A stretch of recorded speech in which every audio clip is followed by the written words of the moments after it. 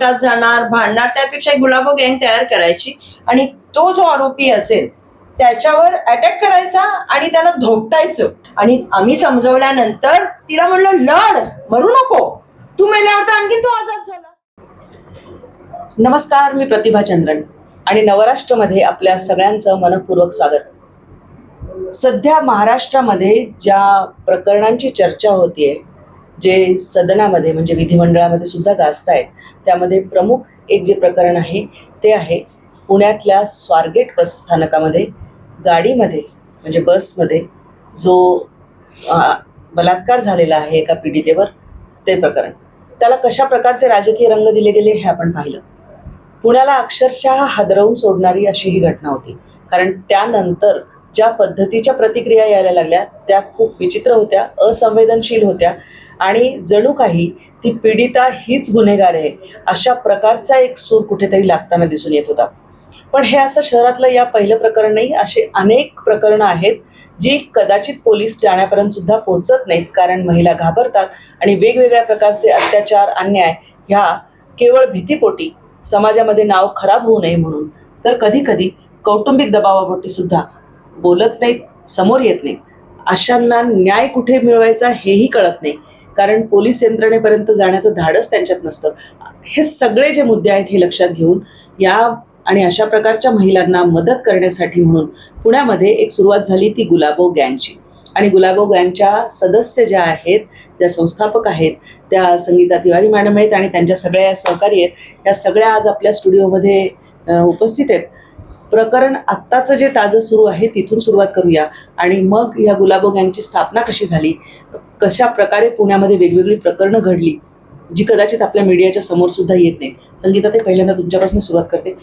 केव्हा वाटलं की हे सुरू करावं, अशी गरज का वाटली, आणि आत्ताचं जे प्रकरण चालू आहे स्वारगेटचं त्याबद्दल पण सांग. जेव्हा शाळकरी छोट्या छोट्या मुलींवर बलात्कार केल्या गेले, त्यांना मारून टाकल्या गेलं, किंवा शाळेतला पिऊन, शाळेतला शिक्षक हा छोट्या छोट्या मुलींना हॅरॅस करायला लागले, तेव्हा आमच्या डोक्यात कल्पना आली की आपण पोलिसांकडे जाणार, कोर्टात जाणार, भांडणार, त्यापेक्षा गुलाबो गँग तयार करायची आणि तो जो आरोपी असेल त्याच्यावर अटॅक करायचा आणि त्याला धोपटायचं. आम्ही असे दंड केले ज्याला घुंगरू लावलेले आणि त्याच्या दरवाजात जाऊन ते दंड घेऊन 1 तास जरी उभे राहिले त्याच्या आजूबाजूला सगळीकडे बदनामी होईल. या हिशोबाने आम्ही सप्टेंबर 2024 मध्ये गुलाबो गँग चालू केली. आणि ही गुलाबो गँग चालू केल्यानंतर आता आमच्या सगळ्या सदस्य आहेत, सगळ्यांकडे केसेस यायला लागल्या. कारण का काही बायका पोलीस स्टेशनला त्यांची तक्रार घेत नव्हत्या, त्याची कंप्लेंट करत होत्या. काही कोणी दादच देतो, समोरचा माणूस जर खूप मोठा असेल, पैशानी, मानानी, सन्मानानी, तर तो वर्ण दबाव आणायचा. मग त्या बिचाऱ्या तिथं जाऊन पुन्हा रडत करत घरी. तर त्यावेळेस त्या आता आमच्याकडे यायला लागल्या. म्हणजे तुम्हाला सांगते, झोपडपट्टी असू दे, ते एकदम हाय क्लास, हाय प्रोफाईल केसेस असू दे, कॉर्पोरेट असू दे, त्या सगळ्या केसेस सध्या आमच्याकडे येत आहेत आणि आम्ही त्याच्यात खूप चांगल्या प्रकारे काम करतोय. आता तुम्ही स्वारगेटचा विषय काढला, तर स्वारगेटला जी घटना झाली ती भयावह आहे. म्हणजे तिथे गृहराज्यमंत्री एक म्हणजे एवढ्या संवेदनशील विषयामध्ये ते असंवेदनशील बोलतात की तिने ओरडायला पाहिजे होतं. आणि मग जर मुकी मुलगी असेल तर तिने काय करायचं? मग त्या मुकीने आवाज कुठनं काढायचा की तुम्ही बलात्कार थांबवू शकाल? म्हणजे किती, व्हॉट इज दिस नॉनसेन्स? तुम्ही बोलताय काय? विचार तर करा की ती कशामधनं सफर होती, तिचा कोणत्या ट्रॉमामधनं ती निघाली असेल. त्यांनी तिला मारायची धमकी दिली. त्याच्यानंतर त्या वकील पत्रकार परिषद घेत आहेत. मी नवीनच पाहिलंय, वकील पत्रकार परिषद घेऊन ती कशी आरोपी आहे हे सांगते. ही नवी पद्धत कोणी चालू केली मला माहिती नाही, पण हा विषय बाहेर पत्रकारांपर्यंत कसा येतोय? वकील का पत्रकार परिषद घेतोय? जेव्हा तुम्ही 12-13 दिवसांची कोठडी मागितली, खरं काय खोटं काय तेव्हा समोर येईल. बलात्कार झालाय नाही झालाय, ती काय आहे, चांगला, एक ती मला वाटतं डॉक्टरी मधली मुलगी आहे आणि तिच्याकडे फलटणचं तिकीटही तिने दाखवले. त्याच्यानंतर ती कंडक्टरांशी बोलली की मी जात होते, मला यांनी जिवे मारण्याची धमकी दिली. पण त्याच्यानंतरही काही राजकीय नेते पण म्हणतात की नाही, सहमतीने झालंय. अरे तुम्ही पाहिला गेला होतात का तिथं? मी इतके बिंडोपणाचे महिलांच्या बाबतीत असं बोलू शकते, हे मला खरं वाईट वाटतं. आणि अशा वेळेस आपलं जे महिला आयोग आहे ते थंड आहे. म्हणजे राजकीय महिला फक्त तुमचं सरकार आहे म्हणून बोलायचं नाही, या गोष्टी चुकीचं आहे. अरे तुम्ही महिला आहेत, तुम्हाला आज जी पदं मिळालीत महिलांच्या संरक्षणासाठी मिळालीत आणि तुम्ही त्यांच्यासाठीच रस्त्यावर उतरत नाहीत, ही खेदाची बाब आहे. म्हणून आमची ही गुलाबो गँग आम्ही तयार केली आणि आम्ही त्याच्यासाठी फाईट करणार आहोत. तर गुलाबो गँगच्या मदतीने कशा प्रकारे केसेस होतात, कशा प्रकारे खटले होतात ते मी एकीकडनं जाणून घेणार आहे. कारण एक यामध्ये आपण पथ्य पाळणार आहोत की कुठल्याही या प्रकरणाशी संबंधित असलेल्या कुठल्याही पीडितेचं कुठलीही आयडेंटिटी रिव्हील होणार नाही. परंतु कशा प्रकारचे अत्याचार होतात आणि किती मोठ्या मोठ्या ह्याच्यामध्ये होतात, आधी तुमच्यापासून सुरुवात करते मी की कशा प्रकारच्या केस तुमच्याकडे आल्या आणि काय स्वरूपाचे अत्याचार त्या महिलांवर होत होते. मॅडम, शाळेमध्ये एक प्रकार घडला होता. त्या शाळेचं नाव तुम्ही सांगू शकत नाही. बरोबर. तर त्या महिलेला तिथं आत येऊन देत नव्हते. ती म्हणजे काही दोष नव्हता, फक्त त्या शिक्षकाने सांगितलं की तू माझ्या संग व्यवहार करायचा. ती म्हणली मी होऊ शकत नाही, म्हणून तिला तिथून शाळेतून काढून टाकलं. शाळेमध्ये येऊन देत नव्हते. आम्हाला जेव्हा कळलं, आम्ही सगळेजणी तिथं गेलो. तिथं ठिया मांडून आम्ही तिथं बसलो. सगळ्यांना म्हणजे पोलीस देखील तिथं आले आम्हाला उभे करण्यासाठी. पण आम्ही तिथं विचारलं की ह्या महिलेचा काय दोष आहे, आणि त्या माणसाला मुंबईला लगेच ट्रान्सफर केलं. आणि त्या महिलेला म्हणजे शाळेतनं काढून टाकलं. शाळेत तिची अशी अवस्था होती की तिने विष ठेवलं होतं पिण्यासाठी. तिला फार्म हाऊसला बोलवत होता. कारण ती मॅडम जर नसते ना, तिने विष पिले असते. मॅडमच्या घरी गेली ती आणि सांगितलं मॅडम मला वाचवा, का तर तुम्ही खूप संकटामध्ये आहे. मी एक मिलिटरीमॅनची बायको असून मला म्हणजे न्याय भेटत नाही, तर मी असं काय करायचं. मग मॅडम सांगितलं काय घाबरू नकोस, आपण त्याच्यामध्ये आम्ही सगळेजण जाऊन टिया मांडला. 4 दिवस आम्ही तिथं म्हणजे सारखं जात होतो आणि मग त्यावेळेस तिला न्याय भेटून. तुमच्या भागामध्ये काय स्वरूपाच्या, तुम्ही कुठल्या भागात राहता आणि काय स्वरूपाचे तुम्हाला सातत्याने दिसतात घटना की ज्या तुम्हाला वाटतं की पोलीस स्टेशनपर्यंत जाण्याचं धाडस कदाचित मुली करत नाहीत, पण ज्या ठिकाणी अशा प्रकारचा एक महिलांचा सपोर्ट ग्रुप असेल की ज्यामधून त्यांना मदत होऊ शकेल. तिथं काय होतं, चौक मोठे आहेत. चौकामध्ये सगळी मुलं बसतात. चौकामध्ये बसले की जाणाऱ्या येणाऱ्या मुलींना इतका त्रास होतो. मग त्यांच्याकडे बघायचं आणि मग त्यांना काहीतरी बोलायचं त्या मुलींना, किंवा मग त्यांना म्हणायचं की मी येऊ का, मी थांबू का, किंवा मी तुला सोडायला येऊ का. हे असे प्रकार त्या चौकामधून कायम चालू होतात. आणि इतके घाणेरडे की आमच्या चौकात उभं राहिलं तर चौकातून घराकडे यायला मुलींना आम्हाला फोन करून बोलवावं लागतं. आम्हाला त्यांनी फोन केला की आम्ही जातो आणि त्यांना घेऊन घरात येतो. का तर त्या चौकाच्या पलीकडे उभं राहून फोन करतात. बस स्टॉप पाशी आले की फोन करतात, आई मला घ्यायला ये, नाही तर आजी मला घ्यायला ये, अशा आहे.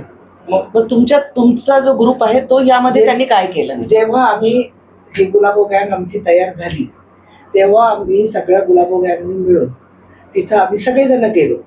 ताई आम्ही सगळे दंड घेऊन उभं राहिलो. दंड घेऊन उभं राहिल्यानंतर थोडेसे ते घाबरले. आता त्यांचा जो खूप प्रभाव होता, म्हणजे 5 ते 7 वाजेपर्यंत जे उभे राहायचे ते आता उभे राहत नाही. नाहीतर रात्री 5ला उभे राहिले की रात्री 3:30ला घरी जायचं, म्हणजे ते इतका वेळ उभे असायचे. आता ते कमी झालंय, प्रकार भरपूर कमी झालाय.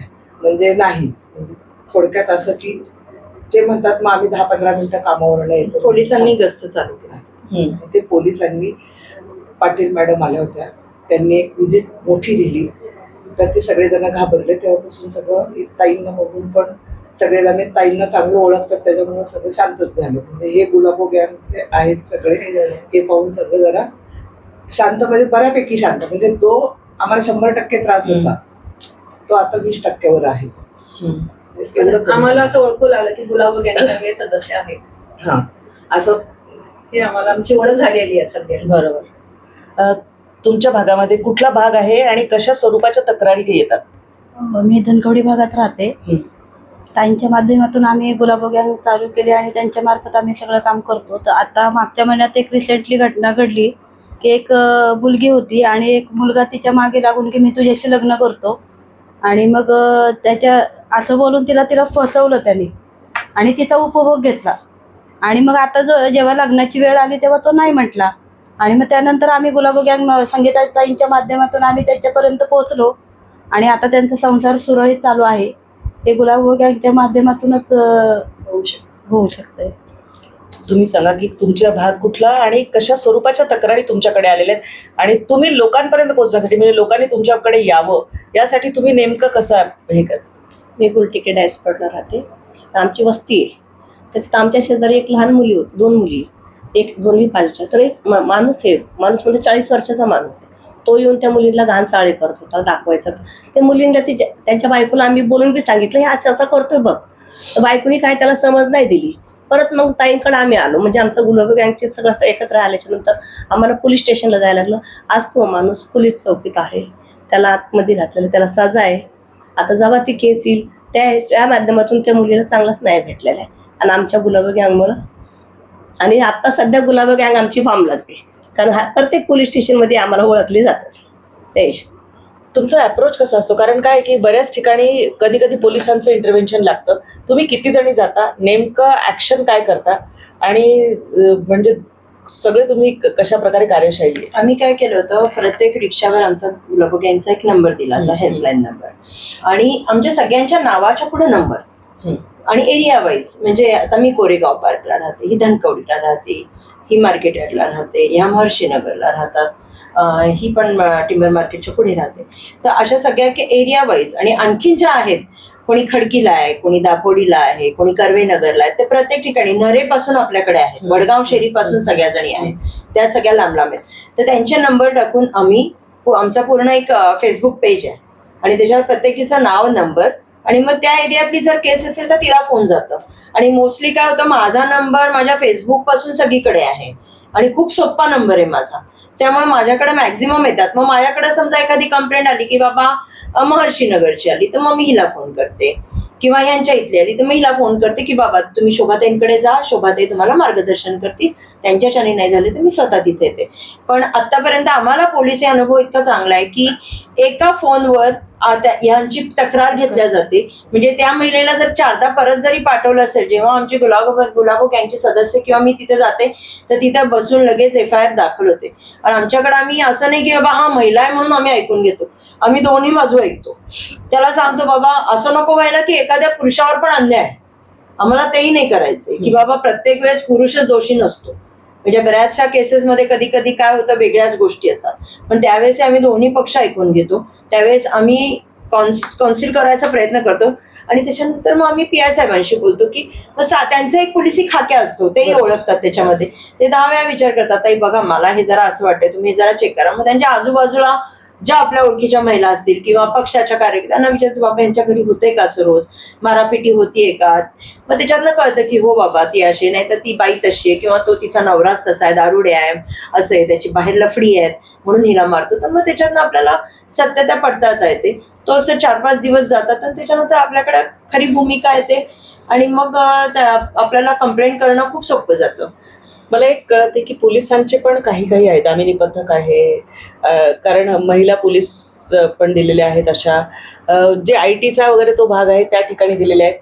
तरी सुद्धा तुम्हाला असं का वाटलं की आपल्यासारखं इनिशिएटिव्ह असलं पाहिजे? हे बघा कसं आहे माहितीये का, आता जे ऑनलाईन किंवा ज्या गोष्टी झालेल्या आहेत की 112ला करा फोन, 100 नंबरला करा, हे अडाणीबाईंना नाही, अडाणी पोरींना कळत नाही. एवढंच काय, 10वी-12वी सुशिक्षित मुलींना फडदिशी कसं ऑपरेट करायचं ते कळत नाही. मग अशा वेळेस आम्ही विचार केला की त्या दिलखुलास त्या पोलिसांशी बोलण्याच्या ऐवजी, आणि महिला पोलीस तिथं समजा पोचली तरी ती कम्फर्टेबल नसते तिला सगळं सांगायला, ती फक्त तिच्याबरोबर काय झालंय ते सांगते, पण असं ओपनली सांगत नाही. पण आम्ही गेल्यानंतर एक मैत्रीण, एक बहीण, एक आईचा त्या फिगरमध्ये त्या ढसाढसा रडतात की ताई मला याच्यातनं बाहेर काढा, ताई मला मदत करा. म्हणजे तुम्हाला सांगते की माझ्याकडे हाय प्रोफाईल 3 केसेस आल्या, म्हणजे वेल एज्युकेटेड अशा. म्हणजे मला तर खरंच आश्चर्य वाटलं की त्या सहन कशा करत होत्या. म्हणजे एक ज्या खराडी IT पार्क मधली केस आली होती, तर गेले 6 महिने तिचा HR तिला त्रास देत होता. तिच्या मागं येऊन उभं राहणं, तिच्या खांद्यावर हात ठेवणं, तिच्या हातावर हात ठेवणं, वाकून तिचे लोन एक गळे असतात, मग ते मुद्दामून तिला काहीतरी you are looking hot, you are sexy असे रिमार्क्स मारणं. आणि 6 महिने ती सहन करत होती. का तर माझी नोकरी जाईल, मला दुसरा ऑप्शन नाहीये, माझे आई वडील माझ्या पगारावर आहेत. पण जेव्हा आमच्याकडे तक्रार आली, जेव्हा आम्ही तिला मदतीला जोडलो, इमिजिएट त्याची ट्रान्सफर, इमिजिएट तो सिक लिव्ह मध्ये निघून गायब झाला. दुसरी केस आहे मुंबईची, पुण्यामध्ये पण होती ती मुलगी, तिचं मोठं ट्रेनिंग सेंटर आहे पायलट अँड एअर होस्टेसचं, शिकलेली, सुशिक्षित, स्वतः कमीत कमी 3 ते 3.5 लाख रुपये महिना कमवणारी. तिने ऑनलाईन ते साईट असतात त्याच्यावर लग्न केलं तो मोठा वकील आहे, म्हणजे मुंबईतली मोठी ती फर्म आहे, मी नाव नाही घेऊ इच्छित, बरोबर. मला कोणाला बदनाम नाही करायचंय, पण त्या फर्मचा धाक दाखवून त्या मुलीला त्यांनी ब्लॅकमेल केलं, तिचा एक व्हिडिओ केला. म्हणजे पहिल्या रात्रीचा व्हिडिओ काढतोय असा नवरा, आणि ही सुशिक्षित मुलगी काढू देते, आणि तो व्हिडिओ काढून तो तिला आता डिवोर्स मागतोय, नाही तर मी हे ह्याच्यावर देऊन टाकेन, सगळीकडे व्हायरल करेन. ती घाबरत होती, त्याचा मार खात होती, म्हणजे तिला घाणेरड्या शब्दात बोलणं, तिचं सगळं स्त्रीधन गायब केलं त्यांनी. आणि नंतर आता तर अशी अवस्था आहे की तिला घरातनं बाहेर काढतोय. भाड्याचं घर घेतलं, त्या वकिलाला आहे करीबन 5.5 ते 6 लाख रुपये महिना, हिला आहे 3.5 लाख रुपये महिना अर्निंग. आणि असं असताना ते मुंबईला फ्लॅट भाड्याने घेऊन राहत होते. तर त्यावेळेस मग ती जेव्हा एकदम पार सुसाईड पर्यंत गेली, तेव्हा रुपाली पाटील आणि मी, आम्ही दोघींनी बसून तिला समजावलं. आणि आम्ही समजवल्यानंतर तिला म्हणलं, लढ, मरू नको, तू मेल्यावर तर आणखीन तो आजाद झाला, तू लढ त्याच्याशी. आणि त्याच्यानंतर मग त्या मुलीनी खरंच फाईट दिली. आज ती त्याच घरामध्ये, पोलीस तिला 2दा काढायला गेले, पण तिला आम्ही वकील दिला, मी रुपाली ताईंनी. आणि त्याच्यानंतर तो वकील तिच्या बाजूने उभा राहिल्यावर आज पोलिस 10 वेळा विचार करतायत तिची FIR. आताच मी तुम्हाला ऐकवलं तिच्या तोंडूनच की तिची FIR दाखल झाली, कारण का त्याला वाटत होतं की त्याचं नाव ऐकून कोणी FIRच घेणार नाही, त्याच्या एवढे मोठे मोठे कॉन्टॅक्ट होते, पण त्याच्यावर FIR दाखल झाली. आणि आज ती मुलगी पुन्हा स्टेबल झाली. जे तिच्या डोक्यामध्ये निगेटिव्ह विचार मरणाचे होते किंवा नाही बाबा आता माझ्या आयुष्यात काही राहिलं नाही, तर आता तिने पुन्हा योगा बिगा सगळं चालू करून पुन्हा तिचं लाईफ पूर्ववत झालं. म्हणजे हे आम्हाला असं वाटतं की आम्ही एक मिडलमॅन म्हणून काम करतोय आणि त्यांना एक पॉझिटिव्ह लाईफ देण्याचा प्रयत्न करतोय. साधारण कशा प्रकारच्या केसेस येतात आणि त्या बोलायला, म्हणजे तुमच्याकडे येतात तेव्हा त्या बोलतात मोकळेपणाने, कसं करतात, किंवा तुम्ही काही नंतर त्यांची तक्रार घेता का लेखी? कारण बऱ्याच वेळा असतो, पण ह्यामध्ये एक उलटा धोका असतो की नंतर त्या ह्यांनीच आम्हाला उचकवलं असं. कारण मी स्वतः ती जी महिला सुरक्षा समिती जेव्हा सुरू झाली ती 1992 वगैरे, तेव्हा मी स्वतः त्यावर 6 वर्ष काम केलेलं आहे. आणि त्यामुळे बऱ्याच केसेसमध्ये असंही होतं की तुम्ही दखल दिली आहे असं उलट पण पुन्हा हे होऊ शकतं. आम्ही काय करतो माहितीये का, पहिल्यांदा ते आले ना, पहिल्यांदा आम्ही त्यांना विचारतो, खरं म्हणजे सगळं पहिले विचारून घेतो, विचारपूस करतो, त्याच्यानंतर त्यांना सांगतो तुमचं लेखी आम्हाला द्या, लेखी दिल्याशिवाय आम्ही पुढे काही करू शकत नाही. उद्या तुम्ही आम्हाला म्हणजे सांगू शकता ना, ह्यांनीच आम्हाला दम दिला किंवा ह्यांनी जर ते करून घेतलं, यासाठी आम्ही त्यांच्यापर्यंत लेखी द्या आम्हाला. लेखी बघतो, आम्ही बघतो पहिल्यांदा त्याच्यामध्ये काय खरं काय खोटं. आणि अचानक तुम्ही सांगणार आम्ही येणार असं नाही होऊ शकत, का तर आम्हाला पण पुढं काहीतरी बघावं लागेल, आमच्या मॅडमला सांगावं लागेल. तर त्याच्यामुळे आम्ही पहिले लेखी घेतो, त्यांना सांगतो बाबा असं असं आलेली केस आहे. पण ते पण म्हणतात की पहिलं बघा खरं काय खोटं काय, मुलगी असू द्या किंवा मुलगा असू द्या, जर तो खरा असाल तर त्याला खरं न्याय द्यायला आपण तयार आहोत. पण तिने अजून खोटं काय सांगितलं आणि आपल्यावरती ते होऊ शकतं, तर त्यासाठी ती काय, मग आम्ही काय करतो, लेखी घेतो, मॅडमला दाखवतो, मॅडम पण आमच्या संग येतात मग, आणि मग आम्ही सगळे चौकशीला वगैरे किंवा एका ठिकाणी त्यांना हे करून बोलून करतो. पण काही ठिकाणी खरं निघतं सगळं, काही ठिकाणी थोडंसं खोटं पण निघतं. म्हणजे महिला खोटं पण थोडं बोलतात, पुरुषांचं पण थोडंसं आम्ही ऐकून घेतो, तर त्यावेळेस आम्ही सगळे सॉल्व करतो. किती केसेस आतापर्यंत तुमच्याकडे आल्या असतील? आतापर्यंत जर बघितलं गेलं तर प्रत्येक एरिया वाईज जर आपण पाहिलं तर 2-2, 3-3 केसेस आलेले आहेत. काही तर फक्त आम्ही नुसतं आमचं नाव जरी आलं तर ते मग सगळे बसून सॉर्ट करून घेतात की त्यांना मध्ये नका आणू म्हणून.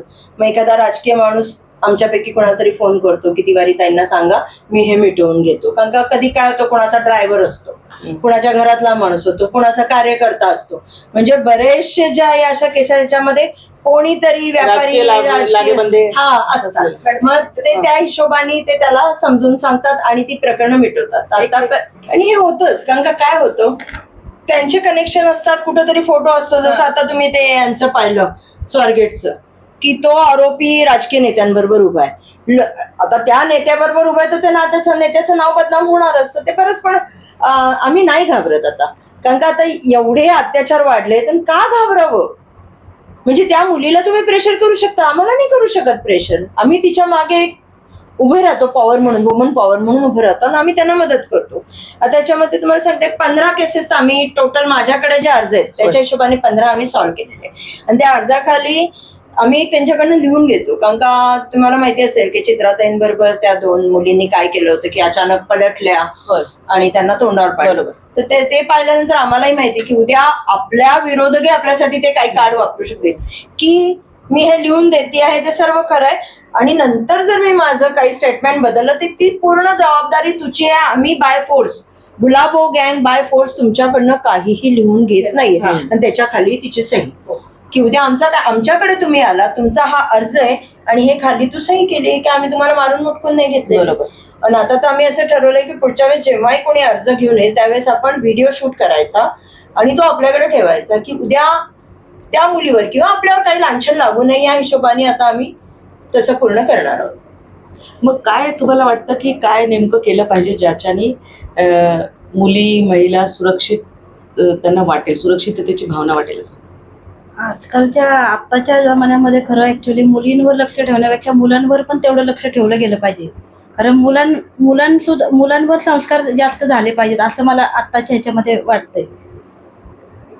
अगदी बरोबर आहे. कारण संवेदनशील मुलगा घडवणं हे फार महत्वाचं आहे आणि तो संस्कार घरातूनच दिला गेला पाहिजे. शिवाय अशा प्रकारे जेव्हा एखाद्या म्हणजे फोरम शहरासारख्या ठिकाणी उभा राहतो, अशा बरेच संघटना आहेत की ज्या महिलांसाठी काम करतात, त्यांचा परिचय आम्ही तुम्हाला करून देणारच आहोत. या निमित्ताने गुलाबो गँगच्या सगळ्या ज्या सदस्य आहेत, मोजक्या सदस्य आमच्या स्टुडिओमध्ये आज इथे आहेत, तर त्यांचा परिचय आम्ही तुम्हाला करून दिला. तुम्हाला कधी काही समस्या आली तर तुम्ही यांच्या फेसबुक पेजला भेट देऊ शकता, त्यांच्याशी संपर्क करू शकता. जिथे पोलीस ठाण्यात जाण्याची भीती वाटू शकते किंवा काही ठिकाणी तुम्हाला मदतीची दुसऱ्या कोणाची आणखी गरज आहे असं वाटलं तर तुम्ही अवश्य त्यांच्याशी संपर्क करू शकता. अशा वेगवेगळ्या महिलांसाठी उपयुक्त असलेल्या ज्या संस्था आहेत काम करणाऱ्या, त्यांचा आम्ही परिचय तुम्हाला करून देणार आहे. तुर्तास मी या सगळ्यांना खूप खूप धन्यवाद देते. थँक्यू. नमस्कार.